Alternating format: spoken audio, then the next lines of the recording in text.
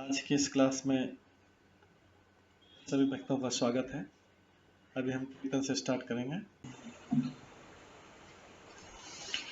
जय राधा माधव कुंज बिहारी, जय राधा माधव कुंज बिहारी, जय गोपीजन वल्लभ गिरिवर धारी, जय गोपीजन वल्लभ गिरिवर धारी, यशोदानंदन ब्रज जन रंजन, यशोदानंदन ब्रज जन रंजन, यमुना तीरा वनचारी, यमुना तीरा वनचारी, जय राधा माधव कुंज बिहारी, जय राधा माधव कुंज बिहारी, हरे कृष्णा कृष्णा कृष्णा हरे हरे, हरे राम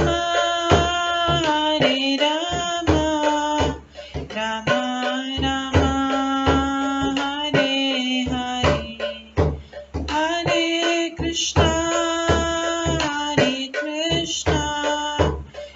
कृष्णा कृष्णा हरे हरे, हरे राम राम राम हरे हरे, हरे कृष्णा कृष्णा कृष्णा हरे हरे, हरे राम राम राम हरे हरे, हरे कृष्णा कृष्णा कृष्णा हरे हरे, हरे राम राम राम हरे हरे, हरे कृष्णा कृष्णा कृष्णा हरे हरे, हरे राम राम राम हरे हरे, हरे कृष्णा कृष्णा कृष्णा हरे हरे, हरे राम राम राम हरे हरे, हरे कृष्णा कृष्णा कृष्णा हरे हरे, हरे राम राम राम हरे हरे, जय राधा माधव राधे, जय राधा गोविंद राधे, जय गौरनताय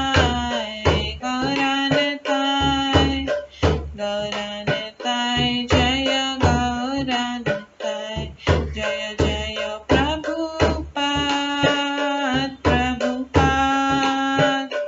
प्रभुपाद जय जय प्रभुपाद, जय जय गुरुदेव जय जय गुरुदेव, नित्य गौर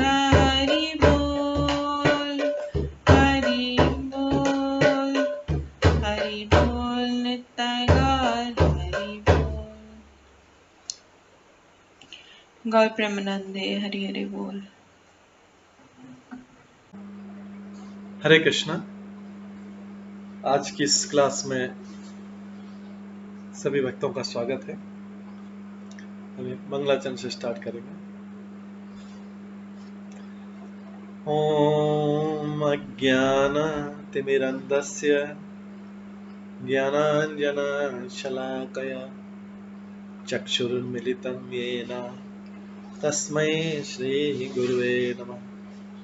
श्रीचैतन्यमनोभीष्टं स्थापितं येन भूतले स्वयं रूप कदा मह्यं ददाति स्वपदान्तिकम्।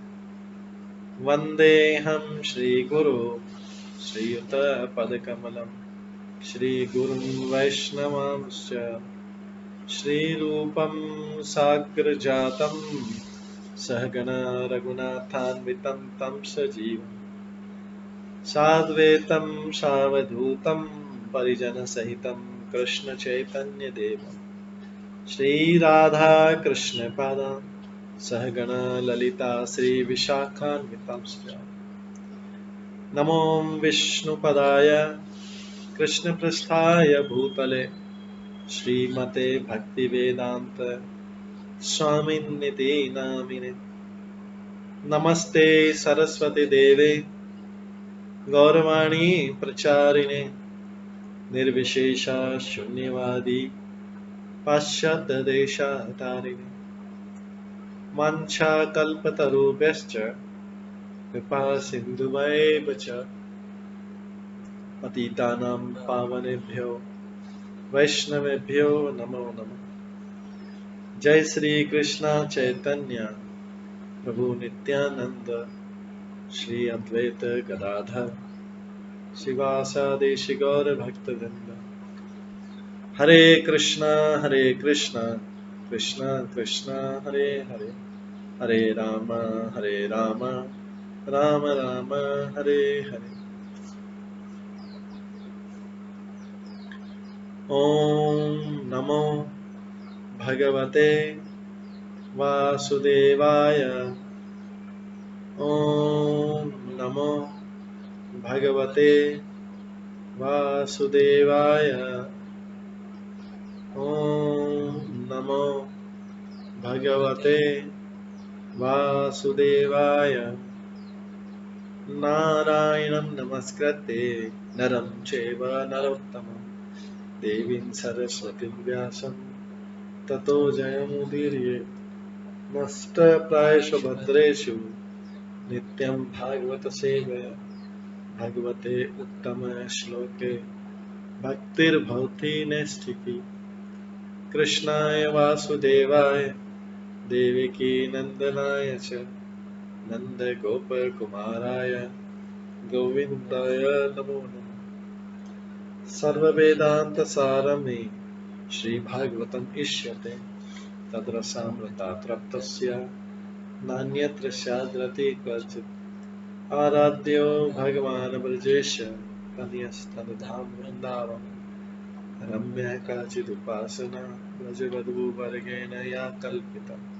श्रीमद्भागवतं प्रमाणम् अमलं प्रेम कुमार्थमः श्रीचैतन्य महाप्रभुमतम् इदं तत्रादरो न परम्। मूकं करोति वाचालं पङ्गुलङ्घयते गिरिं यत्कृपातमहं वन्दे परमानन्दमाधवम्। हरे कृष्णा।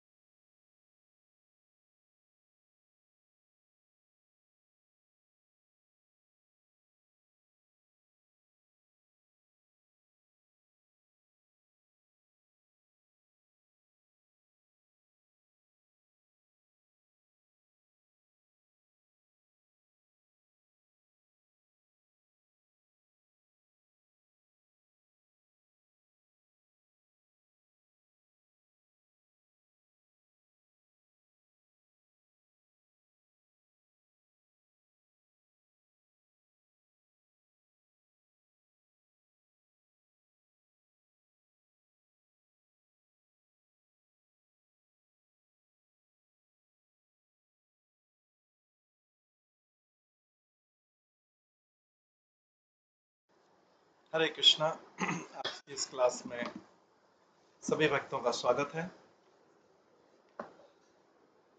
कल हम श्रवण कर रहे थे दुर्योधन का मान मर्दन, किस तरह दुर्योधन अपमानित हुआ। हालांकि अपमान करने का कोई उद्देश्य नहीं था युधिष्ठिर महाराज का, लेकिन वो मैदानों के द्वारा निर्मित इस महल में भ्रमित हो गया उसके ऐश्वर्य को देखकर, क्योंकि उसके मन में पहले से ईर्ष्या थी और क्रोध था। इसके कारण और ज्यादा उसको क्रोध आया। युधिष्ठिर का मान मर्दन, युधिष्ठिर का इस ऐश्वर्य देख के, और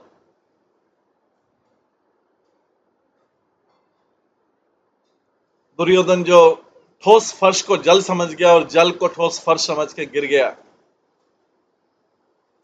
इसको देख के भीम और सारे लोग हंस पड़े थे, द्रौपदी हंस पड़ी थी, इससे और अपमानित हुआ और यहां से महाभारत युद्ध की नींव डाली गई। इसके पश्चात हमने सुना कि शाल्व तथा वृष्णियों के मध्य युद्ध हुआ था और कृष्ण द्वारा शाल्व का, इसके बाद अभी हम सुनेंगे कृष्ण द्वारा शाल्व का वध कर दिया गया। ये शाल्व राजा था जो जरासंध और उनका सहयोगी था शिशुपाल जरासंध आगे का। इससे प्रद्युम्न युद्ध कर रहे थे, लेकिन प्रद्युम्न भी घायल हो गए थे, उनको उनका सारथी युद्ध के से बाहर लेके आया था। प्रद्युम्न नाराज हुए थे उसके सारथी के ऊपर कि आप मेरे को युद्ध क्यों बाहर लाए। सारथी ने कहा कि मेरा कर्तव्य है कि जब युद्ध में उनका स्वामी युद्ध भूमि में घायल हो तो उसे लाना चाहिए। प्रद्युम्न ने कहा मेरे लिए युद्ध में मर जाना श्रेष्ठ है बजाय कि युद्ध से वापस आना। इसके पश्चात आज हम सुनेंगे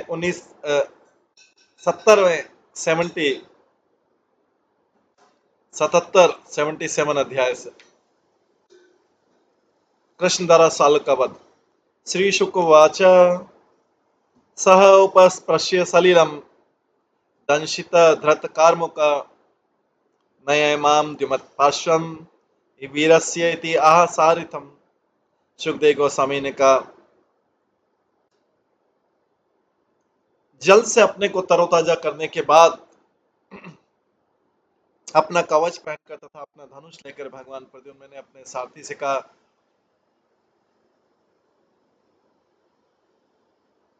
मुझे वहीं वापस ले चलो जहां वीर द्युमान खड़ा है। प्रद्युम्न अपनी इस त्रुटि को सुधारना चाह रहे थे कि उनके बेहोश होने पर उनका सारथी उन्हें युद्ध भूमि से हटाकर ले आया।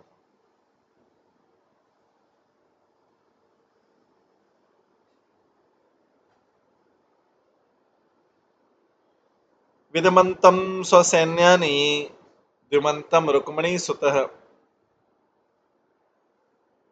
प्रतिहत्य प्रत्यभिध्यात् नाराचे अष्टभिस्मयन्।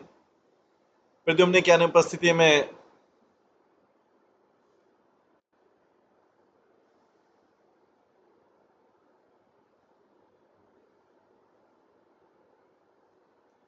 प्रद्युम्न की अनुपस्थिति में द्युमान उसकी सेना को तहस नहस किए जा रहा था,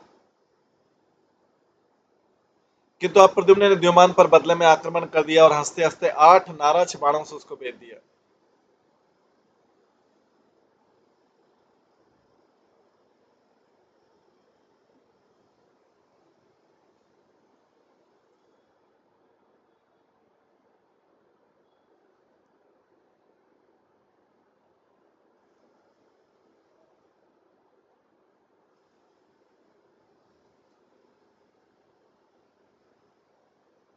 प्रद्युम्न की अनुपस्थिति द्युमान उसकी सेना को तहस नहस किए जा रहा था, किंतु अब प्रद्युम्न ने द्युमान पर बदले में आक्रमण कर दिया और हंसते हुए 8 नाराज बाणों से उसको भेद दिया।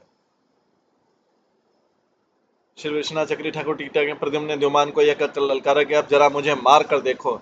यह कहकर तथा द्युमान को अस्त्र चलाने का अवसर देकर प्रद्युम्न ने अपने घातक बाण छोड़े। चतुर्भि चतुर्वाहं सूतम एकेन च हनतः माध्यामय धनुष केतुम च शरेण अन्येन वैशिरः। इन बाणों में से 4 से उसके द्युमान के 4 घोड़ों को, एक बाण से उसके सारथी को तथा 2 अन्य बाणों से उसके धनुष तथा रथ के झंडे को और अंतिम बाण से द्युमान के सिर पर प्रहार किया।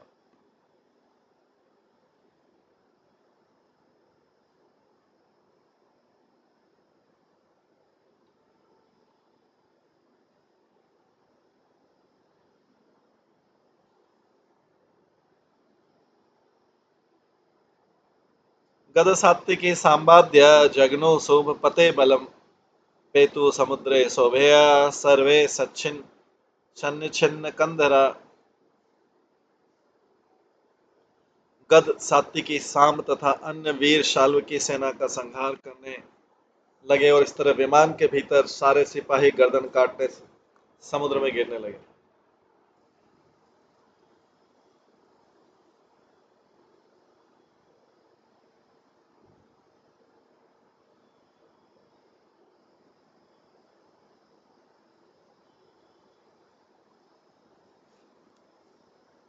एवं यदुनाम शाल्वानाम निघ्नताम इतरम इतरम युद्धम त्रिनवरात्रम तत भूत तुमुलम उल्बणम।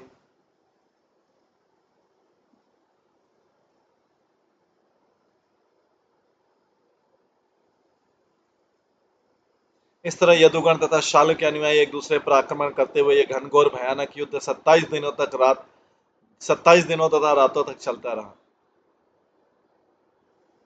इंद्रप्रस्थम गत कृष्ण आहूत धर्म सुनुना राजसूये अथ निवृत्ते शिशुपाले च संस्थिते कुरुवृद्धाननुज्ञाप्य मुनिन च स सुतां प्रथां निमित्तानि अति घोराणि पश्यन् द्वारवतीं ययो।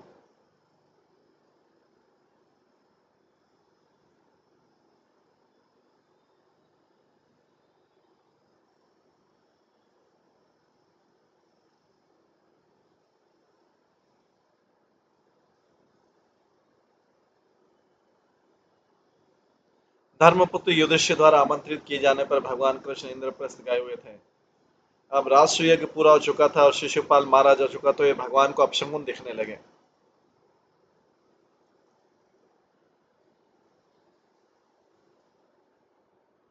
अतः उन्होंने कुरुवंशी बड़े बूढ़ों तथा महान ऋषियों से एवं अपनी बुआ प्रथा तथा उनके पुत्रों से विदा लिए द्वारका लौटाए।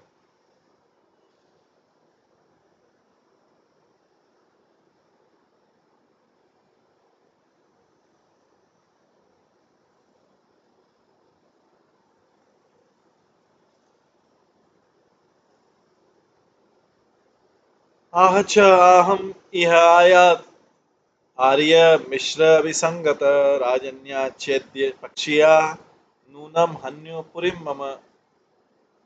भगवान ने अपने आप ही कहा, चूंकि मैं यहाँ अपने पूज्य ज्येष्ठ भ्राता सहित आया हूँ, शिशुपाल के पक्षधर राजा निश्चित ही मेरी राजधानी पर आक्रमण कर रहे होंगे।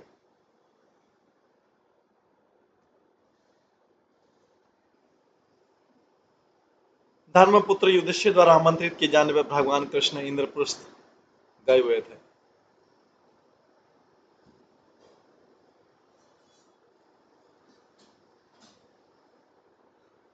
तो जब राजसूय पर हुआ तो भगवान को और शिशुपाल मारा चुका, तो भगवान को अपशकुन दिखने लगे थे। अतः उन्होंने कुरुवंशी बड़े बूढ़ों तथा महान ऋषियों से अपनी बुआ प्रथा तथा उनके पुत्रों से विदा लिया द्वारका लौटाया। उनको अपशकुन नहीं। तो भगवान के भक्त, भगवान और भगवान के भक्तों के साथ ये भी होता है कि उनको स्थिति का जल्दी पता लग जाता है। जैसे हम देखते हैं कि युधिष्ठिर महाराज को जब अर्जुन 7 महीने तक नहीं आया था, तो युधिष्ठिर महाराज को अनेक अपशकुन लगने लगे थे। उन्होंने पूछा कि अर्जुन क्यों नहीं आया, क्या कृष्ण प्रकट हो गए हैं, क्या यदुवंशी नष्ट हो गए हैं। सारे उन्होंने अंदाज लगाया, लेकिन सारे सही निकले। भौतिक जगत में हम कुछ अंदाज लगाते तो उसका उल्टा ही होता है। इसलिए भौतिक जगत में स्पेक्युलेशन जो है एक साधारण व्यक्ति को करना ही नहीं चाहिए। जो रियल स्थिति है उसको पता करे, ज्यादा अच्छा है कि वास्तविक स्थिति क्या है, रादर देन स्पेक्युलेशन। लेकिन भगवान और भगवान के जो शुद्ध भक्त होते हैं, वो जो अनुमान लगाते हैं वो सही होता है। हम देखते हैं युधिष्ठिर महाराज ने अर्जुन के बारे में जो अनुमान लगाया कि लगता है वहां पे द्वारका में 7 महीने अर्जुन रुका है, क्यों नहीं आया, लगता है कृष्ण अप्रकट हो गए, लगता है यदुवंशी मारे गए, लगता है अर्जुन रास्ते में हार गया है, वो सारी चीजें सही निकली। तो उनका अनुमान, एक साधारण व्यक्ति को अनुमान लगाने की जरूरत नहीं, क्योंकि सारा गलत हो जाएगा, उसका सारा निर्णय गलत हो जाएगा।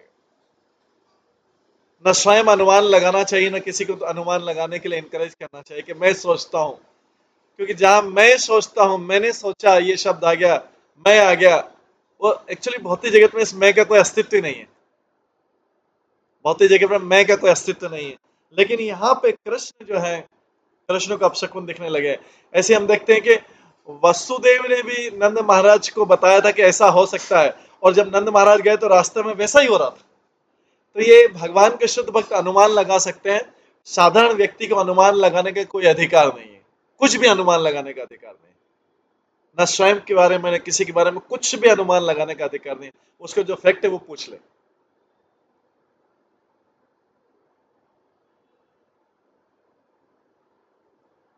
तो यहाँ पे भगवान को अपशकुन दिखने लगे तो उनको पता लग गया, उनको अनुमान, उनका अनुमान 100%, उनका अनुमान क्या, वो सत्य है उनका। भगवान उनके शुद्ध भक्त जो सोचते हैं वो सत्य होता है। भौतिक जगत में जो मटेरियलिस्टिक व्यक्ति सोचता है उसका उल्टा होता है। अतः उन्होंने कुरुवंशी बड़े बूढ़ों तथा महान ऋषियों से एवं अपनी बुआ प्रथा तथा उनके पुत्रों से विदा ली, द्वारका लौटा। आह चाम इहायात आर्य मिश्र अभिसंगत राजन्या चैत्य पक्षिया नूनम हन्यु पुरी मम। भगवान ने अपने आप मन ही मन कहा, क्योंकि मैं यहाँ अपने पूज्य ज्येष्ठ भ्राता सहित आया हूं। भगवान ने मन ही मन कहा, मतलब बलदेव के साथ कहा, शिशुपाल के पक्षधर राजा निश्चित ही मेरी राजधानी पर आक्रमण कर रहे हुए। या फिर से भगवान ने अनुमान लगाया, और 100% वही था जो भगवान ने अनुमान लगाया। क्योंकि भगवान का अनुमान अनुमान नहीं है, या शुद्ध भक्त का अनुमान अनुमान नहीं है, उनका गैस गैस नहीं है, वो सत्य है। अनुमान इस भौतिक जगत में चलता है, जो भौतिकतावादी लोगों के बीच, और अनुमान मतलब गलत।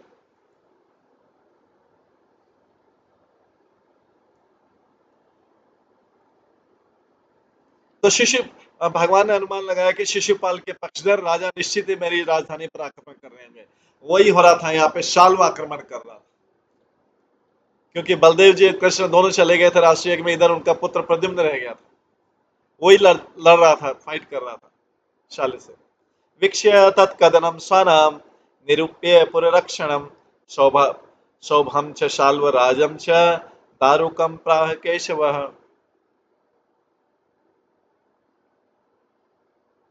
सुखदेव गोस्वामी का द्वारका पहुंचने पर उन्होंने देखा कि लोग किस तरह विनाश से भयभीत हैं, लोग किस तरह विनाश से भयभीत हैं, और शाल्व तथा उसके 100 विमान को भी देखा। तो केशव ने नगरी की सुरक्षा के लिए आयोजना की, फिर दारुक से निम्नवत बोले, फिर अपने सारथी दारुक से बोले।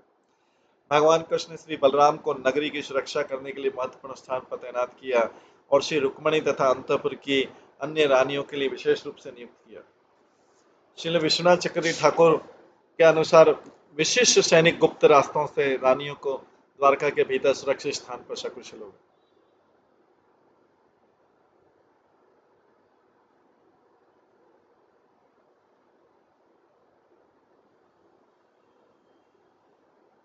रथम प्रापय मे सुत शालवस्यन्तिकम आशु आशु में संभ्रमते न कर्तव्य माया भी स्वराट अयम।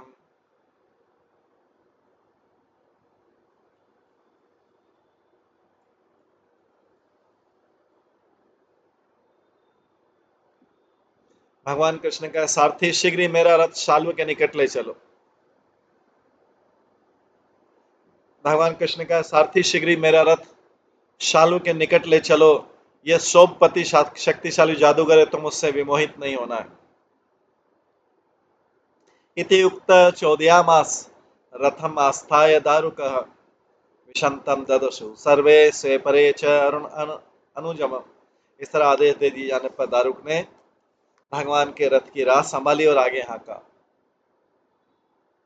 जो ही रथ पृथ्वी में प्रविष्ट हुआ तो वहां पर उपस्थित शत्रु तथा मित्र हर एक की गरुड़ के प्रतीक की ओर दृष्टि पड़ी। शाल्वश्च कृष्णम आलोक्य हतप्राय बल शाल्वश्च कृष्णमालोक्य हतप्राय बलेश्वरः प्राहरत कृष्णसूताय शक्तिं भीम रमामृधे। जब नष्ट प्राय सेना के स्वामी शाल्व ने कृष्ण को पास आते देखा तो उसने भगवान के सारथी पर अपना भाला फेंका। यह भाला युद्ध भूमि में से उड़ते हुए समय भयावह गर्जना कर रहा था।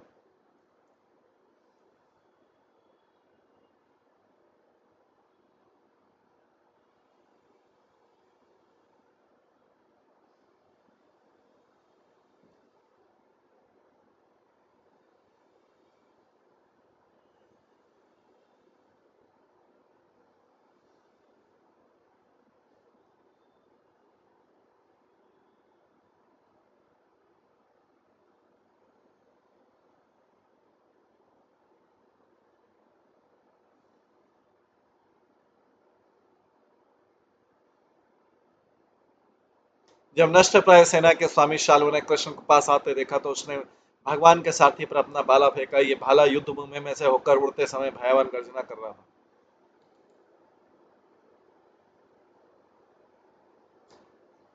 ताम आपंतिम नभसी महाउल्कामिव रहंसा भासयंतिम दिशा शौरी सायके शतदाच्छिन्न। शालों द्वारा फेंके गए भाले ने सारे आकाश को अत्यंत तेजवान उनका उल्का तारे की तरह प्रकाशित किया, किंतु भगवान शौरी ने अपने बाणों से इस महान अस्त्र को सैकड़ों खंडों में छिन्न भिन्न कर मार डाला।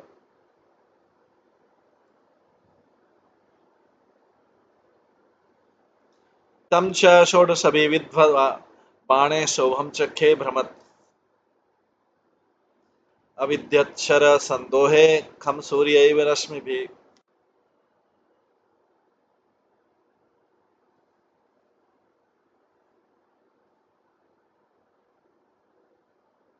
तब भगवान कृष्ण ने शालू को 16 बाणों से भेद दिया तथा आकाश में इधर उधर घूमते 100 विमान पर बाणों की वर्षा से प्रहार किया। बाणों की वर्षा करते हुए भगवान उस सूर्य की तरह लग रहे थे जो अपनी किरणों से आकाश को आप्लावित करता है।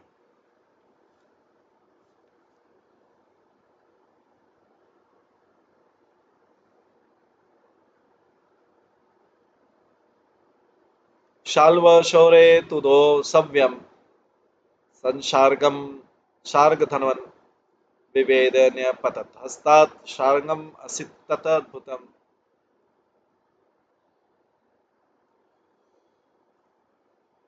तब शालों ने भगवान कृष्ण की बाईं बाह पर प्रहार किया जिसमें वे अपना शांग धनुष पकड़े थे। विचित्र बात हुई कि धनुष उनके हाथ से गिर गया।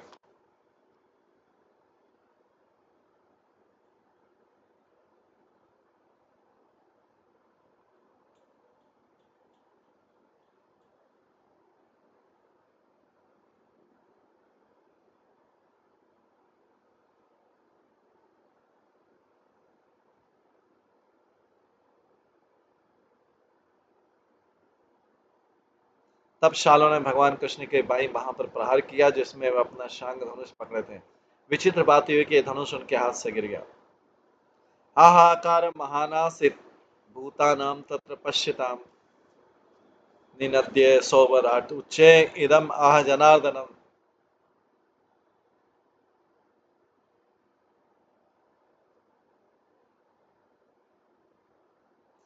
जो ये घटना देख रहे थे वे सब हाहाकार करने लगे। तब सोब के स्वामी ने जोर जोर से गरज कर जनार्दन से इस प्रकार,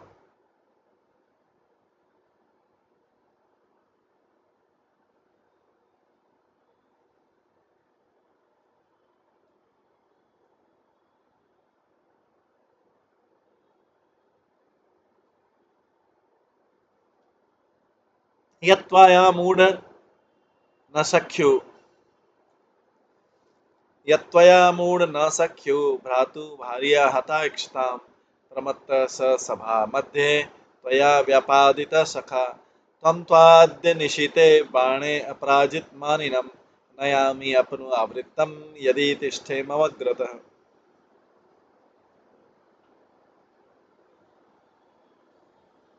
शालन का रे मूर्ख, चूंकि हमारी उपस्थिति में तुमने हमारे मित्र और अपने भाई शिशुपाल की मंगेतर का अपहरण कर दिया है। शालू कहता है रे मूर्ख, क्योंकि तो हमारी उपस्थिति में तुमने हमारे मित्र अपने ही भाई शिशुपाल की मंगेतर मतलब रुक्मणी का अपहरण कर लिया है। उसके बाद जब वो सतर्क नहीं था तो पवित्र सभा में तुमने उसकी हत्या कर दी है शिशुपाल के। इसलिए मैं आज अपने तेज बाणों से तुम्हें ऐसे लोक में भेजूंगा जहां से लौटना नहीं होता है। ये कौन बोल रहा है? शिशुपाल बोल रहा है, भगवान को बोल रहा है। ये तो भगवान को बोलना चाहिए कि मैं तुम्हें ऐसे लोक में भेज दूंगा जहां से वापस नहीं आओगे, लेकिन यही जब वाक युद्ध होता है तो उल्टा बोला जाता है। भगवान कर सकते हैं जो वो दुष्ट व्यक्ति बोल रहा है। भगवान बोल सकते हैं कि मैं तुमको ऐसे लोक भेज दूंगा जहां से लौटना नहीं पड़ता है। तो यहाँ पे वो शालू जो है भगवान के सामने ऐसा बोलता है, तुमने शिशुपाल की हत्या की, आज मैं तुम्हें ऐसे बाणों से कि तुम्हें इस लोक में भेजूंगा जहां से लौटना नहीं होता। कृष्ण को बोल रहा है ये वाक्य। कृष्ण को शिशुपाल, कृष्ण को शालू को बोलना चाहिए, शालू कृष्ण को बोल रहा है। ऐसे जो पौंड्रक वासुदेव बना था उसने कृष्ण के पास मैसेज भेजा तुम अपने चारों जो शस्त्र त्याग दो, नहीं तो मैं तुमको मार डालूंगा, जबकि कृष्ण को नकली वासुदेव को बोलना चाहिए। लेकिन ये असुरिक प्रवृत्ति है। असुर लोग अपनी जो पावर बताते हैं उनके पास वो शक्ति है नहीं, लेकिन वो उल्टा बोलते हैं जो भगवान को बोलना चाहिए। लेकिन ये आसुरी प्रवृत्ति है। तो वो शाल बोलता है यद्यपि तुम अपने को अपराजय मानते हो, ये भगवान को बोलना चाहिए। ये वो बोल रहा है शाल, यदि तुम अपने को अपराजय मानते हो किंतु यदि तुम मेरे समक्ष खड़ने का साहस करोगे तो मैं तुम्हें अभी मार डालूंगा। ये शाल और राजा, दुष्ट राजा बोल रहा है। तो उनकी दुष्टता और बढ़ती रहती है, इससे उनकी दुष्टता और बढ़ती रहती है। ऐसे वाक्य बोल बोल के उनकी दुष्टता बढ़ती रहती है, और ये भगवान के प्रति अपराध कर रहे हैं। ऐसा बोल बोल के भगवान के प्रति अपराध कर। इसका भगवान उत्तर देते हैं, श्री भगवान वाचा वृथा त्वं कत्थके मंद न पश्यसि अंतिके अंतकम पौरुषम दर्शयन्ति स्म सुरान बहुभाषिण।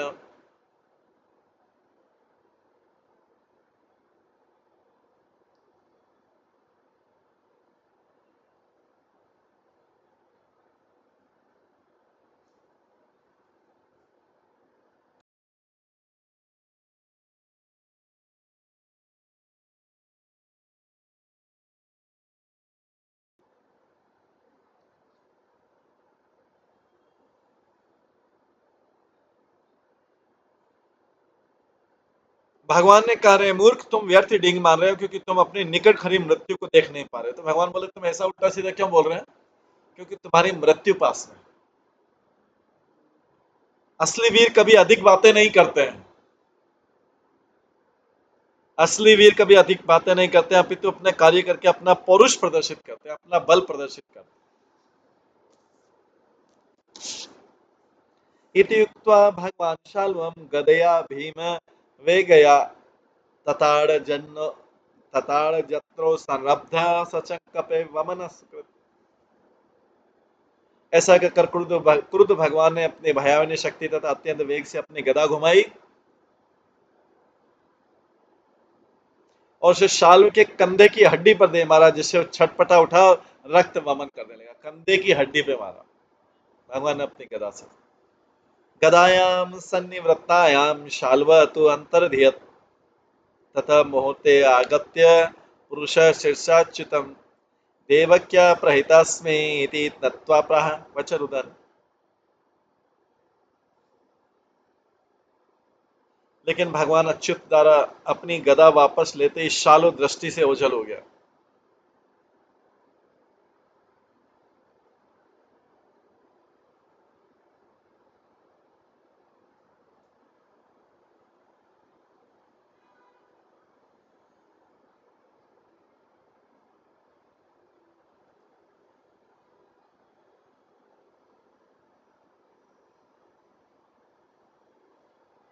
लेकिन भगवान अच्युत द्वारा अपनी गदा वापस लेते ही शालू दृष्टि से ओझल हो गया, और उसके एक पल बाद एक व्यक्ति भगवान के पास आया।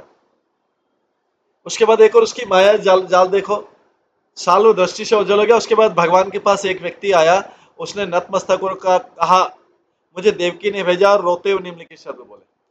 अभी देखिए एक नया जात उसमें वो चालू होगा, धोखा चालू होगा, चमत्कार। वो शालू मायावी था। तो अभी जब वो भगवान के डर से दृष्टि से ओझल हो गया, तो एक व्यक्ति आया रोता हुआ, बोला मुझे देवकी ने भेजा है। और क्या बोलता है, कृष्ण कृष्ण महाभावो पिता ते पितृवत्सल बद्धवा अपनीत शाल्वेन सैनिकेन यथा पशु। उस व्यक्ति ने कहा हे कृष्ण हे कृष्ण, हे माँ बाबू, हे अपने माता पिता के प्रिय, शाल ने तुम्हारे पिता को बांध कर उसी तरह ले गया जिस तरह कसाई किसी पशु का वध करने के लिए ले जाता है। ये झूठा बोला है जिससे कृष्ण का ध्यान डाइवर्ट हो जाए, अटेंशन युद्ध से डाइवर्ट हो जाए। तो एक झूठा मैसेज भिजवाया।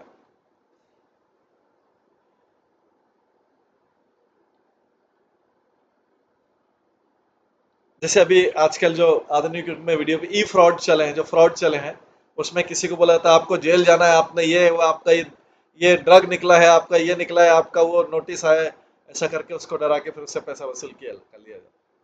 इसी प्रकार से पहले के असुर भी ऐसे रहते थे। हे कृष्ण, हे महाभाव, हे अपने माता पिता के प्रिय, शालों ने तुम्हारे पिता को बांधकर उसी तरह ले गया जिस तरह कसाई किसी पशु का वध करने के लिए जाता है। निशम्य विप्रियम कृष्ण मानुषिम प्रकृतिम गतः विमनस्क गृणी स्नेहात प्रभाषे प्राकृत यथा। जब उन्होंने शुभकारी समाचार सुना तो सामान्य मनुष्य की भूमिका का निर्वाह कर रहे भगवान कृष्ण ने खेद तथा करुणा व्यक्त की और अपने माता पिता के प्रति प्रेमवश उन्होंने सामान्य बद्ध जीव जैसे शब्द कहे। तो अब इस कृष्ण ने भी सामान्य नाटक किया, उनको भी सब पता था। तो उन्होंने कृष्ण सामान्य नाटक किया, सब पता था उनको, लेकिन फिर भी वो जैसे डर गए हों कि जब उसने बोला कि शालू ने तुम्हारे पिता को बंदी बना लिया और वध करने जा रहा है, तो कृष्ण भी डर गए अपने पिता के नाम से। और फिर बोलते कथम रामम असंभ्रांतम जित्वा जयम सुरासुरे शालमेन अल्पीयसा नीत पिता में बलवान विधि। भगवान कृष्ण का बलराम सदैव सतर्क रहने वाले हैं और कोई देवता या असुर उन्हें पराजित नहीं कर सकता है, तो एक क्षुद्र साल्वर किस तरह पराजित कर मेरे पिता का अपहरण कर सकता है। निसंदेह भाग्य सर्वशक्तिमान होता है। तो कृष्ण ऐसा शुभ किया कि हाँ सही बोला होगा, हाँ बलराम नहीं बचा पाया होगा मेरे पिता को। इति ब्रुवाणे गोविंदे सोबराट प्रत्युपस्थिता वसुदेवम इव आनीय कृष्णम चैदम उवाच। जब गोविंद ये शब्द कह चुके तो भगवान के समक्ष वसुदेव जैसे दिखने वाले, तो भगवान के समक्ष वसुदेव जैसे दिखने वाले किसी पुरुष को शोकपति पुनः प्रकट हुआ। वो साल ने भगवान के पिता वसुदेव जैसे व्यक्ति को प्रकट कर दिया कि देखो ये मेरी पकड़ में है, तुम्हारे पिता मेरी पकड़ में आ गया, अभी तलवार से इनका सिर काट देता हूँ कृष्ण के सामने। तब शालो ने इस प्रकार कहा, एषते जनिता तात यथार्थम यह जीव से वधिष्ये विक्षता ते अमुमम ईशः चेत पाहि बालिशः।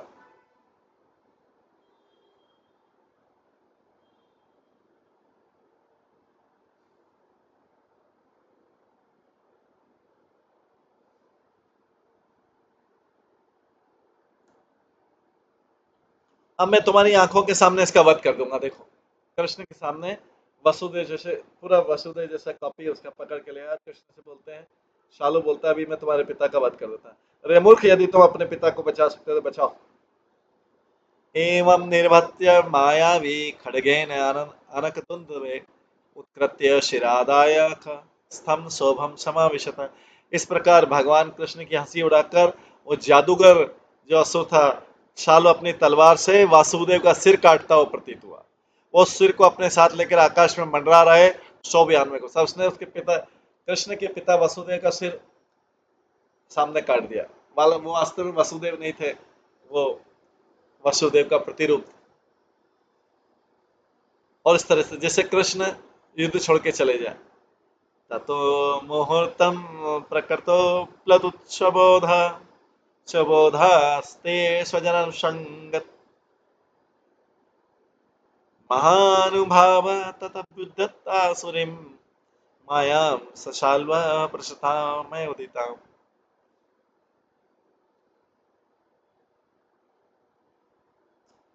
भगवान के स्वभाव से ज्ञान से परिपूर्ण है और उनमें असीम अनुभूति की शक्ति है, तो भी वे प्रियजनों के प्रति महान स्नेहवश एक क्षण के लिए वे सामान्य प्राणी की मुद्रा में लीन हो गए। भगवान ने भी सामान्य प्राणी जैसे नाटक किया, जैसे बहुत सोच में पड़ जाता है कि मेरे पिता की हत्या कर दी, भगवान भी ऐसे सोच में पड़ गए। लेकिन तुरंत ही उन्हें स्मरण आया कि यह तो मैं दानव द्वारा सृजित आसुरी माया है, इसे शाल्व काम में ला रहा है। न तत्र दूतम न पितु कलेवरम प्रभु दयाजो समपश्यदच्युतः स्वाप्नम यथाचारमर्चारिणं रिपुं शोभम शोभस्त्रिमालोक्य निहंतमुद्यत। तब असली परिस्थिति के प्रति सतर्क भगवान अच्युत ने अपने समक्ष युद्ध भूमि में न तो दूत को देखा न अपने पिता के शरीर। वो समझ गए कि तो माया, असुरी माया, ऐसा लग रहा था मानो स्वप्न से जागे हैं। तब अपने शत्रु को अपने ऊर शोभियान मोड़ता देखकर भगवान ने उसे मार डालने की, तब फिर से शालू देखने लगा, तब भगवान ने उसे मार डालने की योजना बनाई। एवं वदन्ति राजऋषय ऋषय केचनान्विता यत्स्वाच विरुध्यत नूनम तेन स्मृति उत। राजश्री विवरण कुछ ऋषियों द्वारा दिया गया है, किंतु जो इस तरह अतार्किक ढंग से बोलते हैं किंतु जो इस तरह तार्किक ढंग से बोलते हैं वे अपने ही पूर्ववर्ती कथनों को भुलाकर अपनी ही बात काट देते हैं। यह विवरण कुछ ऋषियों द्वारा दिया गया, किंतु जो इस तरह के अतार्किक बिना तर्क के ढंग से बोलते हैं वे अपने पूर्ववर्ती कथनों को भुलाकर वे स्वयं अपने कथन भूल जाते हैं और अपने कथन को काटते हैं। तो जो अतार्किक व्यक्ति होते हैं, इन्होंने क्या बोला ये भूल जाते हैं, फिर उसी के अगेंस्ट में बोलते हैं, फिर उसके बाद में उसी को भूल के उसके अगेंस्ट में बोलते हैं, अपने ही वचनों के अगेंस्ट में बोलते हैं अतार्किक।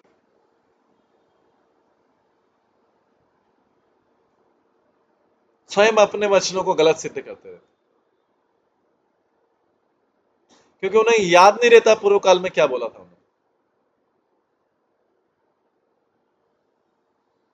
तात्पर्य यदि कोई सोचता है कि कृष्ण सचमुच ही शाल्व के जादू से मोहग्रस्त हो गए तो सामान्य जन की शरण शोक कर रहे हैं, तो ऐसा मत अतार्किक और विपरीतार्थी, क्योंकि सर्वविदित है कि कृष्ण पूर्ण पुरुषोत्तम भगवान है, दिव्य और परम पूर्ण है। उसकी और अधिक व्याख्या अगले श्लोकों में। वशोक मोहो वशोक मोहो स्नेहो वा भयं वा ये अज्ञा संभवा क्वच खंडित विज्ञान ज्ञानेश्वर्य तो अखंडित।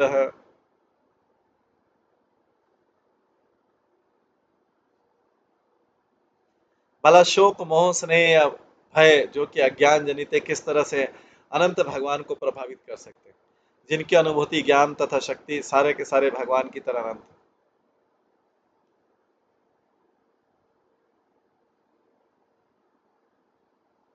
श्रील प्रभुपाद लिखते हैं कि शोक संताप तथा मोह तो बद्ध जीवों के लक्षण है।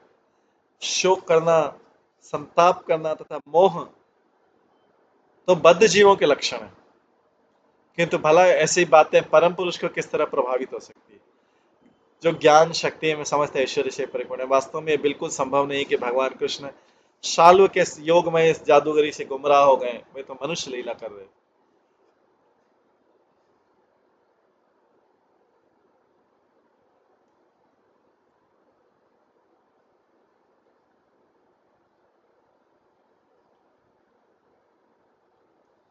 भागवत के सारे महान टीकाकार इस निष्कर्ष पर पहुंचे कि शोक मोह आसक्ति तथा भय, शोक मोह आसक्ति तथा भय ये जीव के अज्ञान से उत्पन्न है। ये सब चारों चीजें, शोक मोह आसक्ति तथा भय, जीव के अज्ञान से, आसक्ति मतलब भौतिक संसार की आसक्ति, ये जीव के अज्ञान से उत्पन्न है। कभी भी भगवान की दिव्य लीलाओं में उपस्थित नहीं रह सकते। भगवान की दिव्य लीलाओं में ये सारी चीजें काम नहीं आती, और इनके रहते हुए कभी भगवान में मन नहीं लग सकता है, क्योंकि ये अज्ञान है। लेकिन भगवान तो ज्ञान के कारण है, तो जब तक ये चीजें हैं, इसका मतलब हम ज्ञान में भगवान में मन कैसे लग सकता है, अज्ञान रहते हुए भगवान में मन कैसे लग सकता है। श्री रूप गोस्वामी ने इस बात को समझाने के लिए कृष्ण की लीलाओं से अनेक उदाहरण दिए कि जब ग्वाल बाल अगासुर के मुंह में चले गए तो कृष्ण को ऊपरी तौर पर आश्चर्य हुआ, ऊपर से। इस तरह जब ब्रह्मा जी कृष्ण के ग्वाल मित्रों तथा बछड़ों को ले गए तो भगवान पहले तो उनकी खोज करते रहे, मानो वे जानती नहीं है क्या सब कहा है। इस तरह भगवान सामान्य मनुष्य की भूमिका अदा करते हैं ताकि वे अपने भक्तों के साथ दिव्य लीलाओं का आस्वादन कर सकें। मनुष्य को चाहिए कि कभी भी वह भगवान को सामान्य व्यक्ति नहीं माने, जैसा कि सुखदेव गोस्वामी इस श्लोक में तथा इसके आगे के श्लोकों में बतलाते हैं।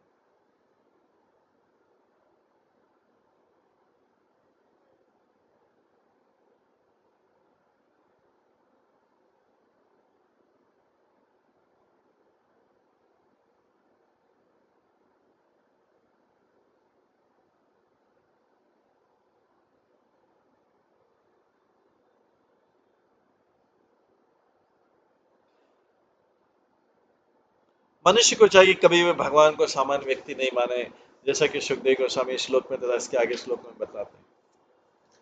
यत पाद सेवा जितयात्म विद्या हिन्वन्ते अनादि आत्म विपर्य ग्रहम लभन्ते आत्मीयम अनंतम ऐश्वरम कुतन मोह परमस्य सतगते।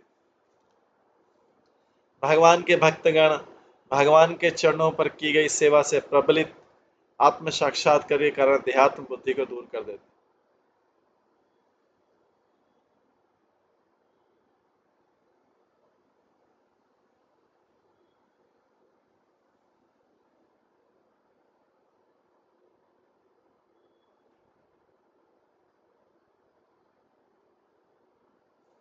अब भगवान के भक्तगण भगवान के चरणों पर की गई सेवा से प्रबलित आत्म साक्षात्कार के कारण देहात्म बुद्धि को दूर कर देते हैं, जो अनंत काल से आत्मा को मोहग्रस करती रही। इस तरह वे उनकी निजी संगति में नित्य कृति प्राप्त करते हैं। तब भला वे परम सत्य जो कि समस्त विशुद्ध संतों के गंतव्य हैं, मोह के वशीभूत कैसे हो सकते?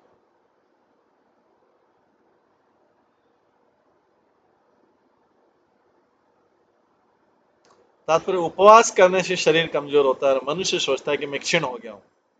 उसी तरह कभी कभी बद्धती सोचता है कि मैं सुखी हूँ दुखी हूँ। ये देहात्म बुद्धि पर आधारित विचार है, किंतु भगवान कृष्ण के चरण कमलों की सेवा करके ही भक्तगण देहात्म बुद्धि से मुक्त हो जाते हैं। तो फिर भगवान को ऐसा मोह किसी भी समय कैसे प्रभावित कर सकता?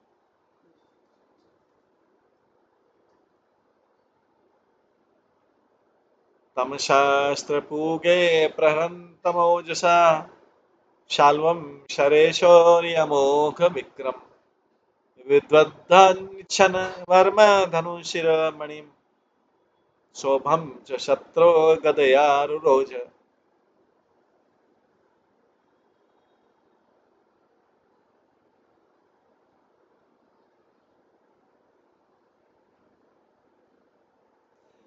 जब शाल्व बड़े वेग से उन पर अस्त्रों की झड़ी लगाए हुए था, तो अमोघ पराक्रम वाले भगवान कृष्ण ने शाल्व पर अपने बाण छोड़े, जिससे वह घायल हो गया। उसका कवच, धनुष तथा मुकुट का मणि ध्वस्त हो गए। तब उन्होंने अपनी गदा से अपने शत्रु के शोभयान को छिन्न भिन्न कर डाला।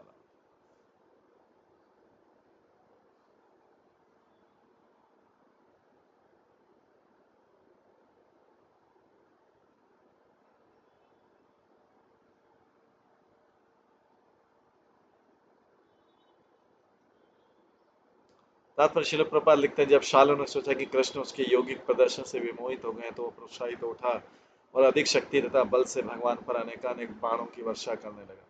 किंतु शाल्व के उत्साह की तुलना अग्नि में तेजी से गिरने वाले पतंगों से की जा सकती है। भगवान कृष्ण ने अपार शक्ति के साथ बाण फेंककर शाल्व को घायल कर दिया, जिससे उसके कवच, धनुष तथा रत्न जटित मुकुट टुकड़े टुकड़े होकर बिखर गए। कृष्ण की गदा के प्रहार से शाल्व का अद्भुत विमान चूर चूर होकर समुद्र में गिर गया।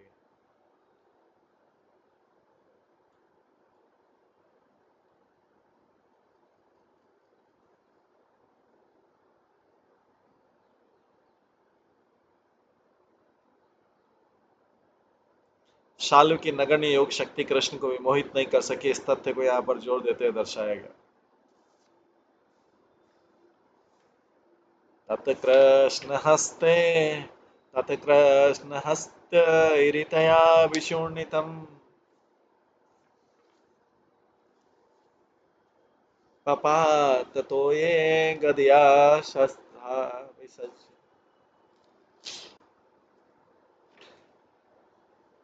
विसृज्य तद्भूतलमास्थितगदामुदं मे शाल्वाच्युतमभ्यगात्रुतम्।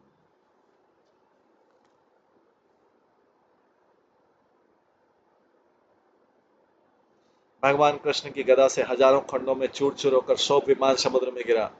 शालू ने इसे छोड़ दिया और पृथ्वी पर खड़ा हो गया। उसने अपनी गदा उठाई और भगवान अच्युत के लपका।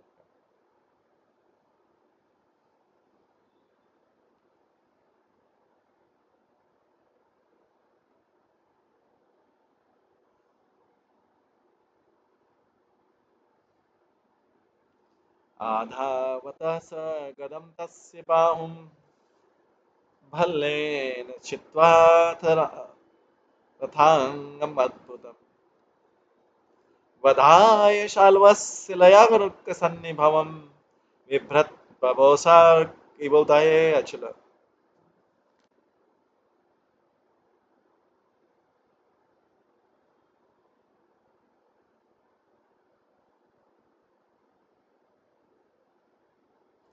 जब शालू उनकी ओर झपटा जब शालू उनकी ओर झपटा तो भगवान ने एक भाला छोड़ा।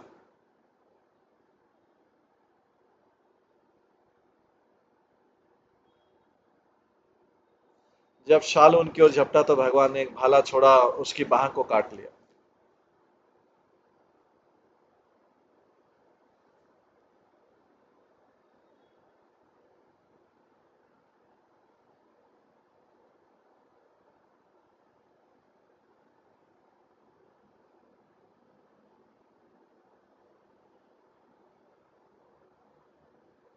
जब शाल उनकी ओर झपटा तो भगवान ने एक भाला छोड़ा और उसकी बाह को काट लिया, जिसमें उस गदा पकड़ी थी उसी काट दिया। अंत में शाल का वध करने का निश्चय करके भगवान कृष्ण ने अपना सुदर्शन चक्र उठाया, जो ब्रह्मांड के प्रलय के समय दिखाने वाले सूर्य जैसा लग रहा था। तेजी से चमकते हुए भगवान उदयाचल जैसे प्रतीत हो रहे थे, जो उदय होते सूर्य को धारण करते।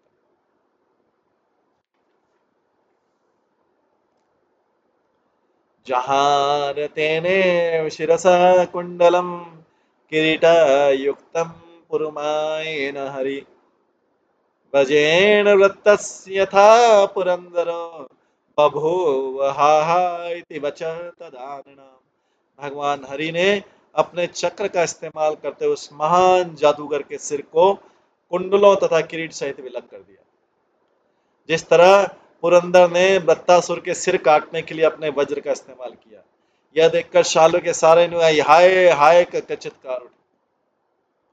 तस्मिन् निपतिते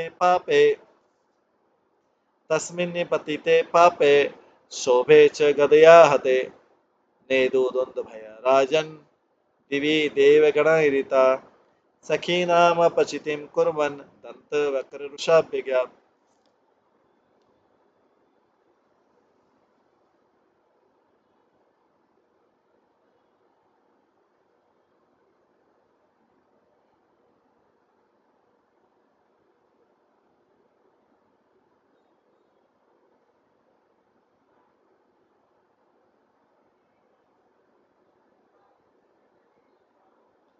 अब पापी शाल्व के मृत हो जाने तथा उसके शोभियान के विनष्ट हो जाने से देवताओं द्वारा बजाई गई दुंबियों से आकाश गूंज उठा। तब अपने मित्र की मृत्यु का बदला लेने की इच्छा से दंतवक्र ने बहुत कुपित होकर भगवान पर आक्रमण कर दिया। दंतवक्र ने बहुत कुपित होकर भगवान पर आक्रमण कर दिया। अब दंतवक्र आक्रमण करेगा तो उसका भाई विदुरथ भी करेगा। तो ये सब जो है ये हम कल की क्लास में श्रवण करेंगे। उसके बाद भगवान बलराम ने रोमहर्षण का वध किया, हम कल की क्लास में श्रवण करेंगे। आज की क्लास कहीं पे विराम देते हैं। सभी भक्तों का बहुत बहुत धन्यवाद। सब भक्तों के लिए एक बार हरे कृष्ण महामंत्र का जप करते हैं। हरे कृष्णा कृष्णा कृष्णा हरे हरे, हरे राम राम राम। श्रीमद् भागवतम महापुराण की जय, श्रील प्रभुपाद की जय, सभी भक्तगणों की जय। हरे कृष्ण।